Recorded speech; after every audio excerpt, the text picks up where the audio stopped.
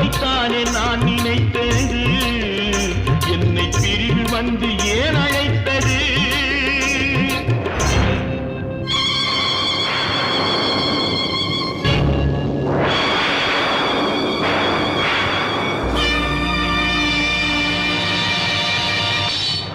எழுதுங்கள் என் கல்லறையில் அவள் இரக்கமில்லாதவள் என்று, பாடுங்கள் என் கல்லறையில் இவன் பைத்தியக்காரன் என்று.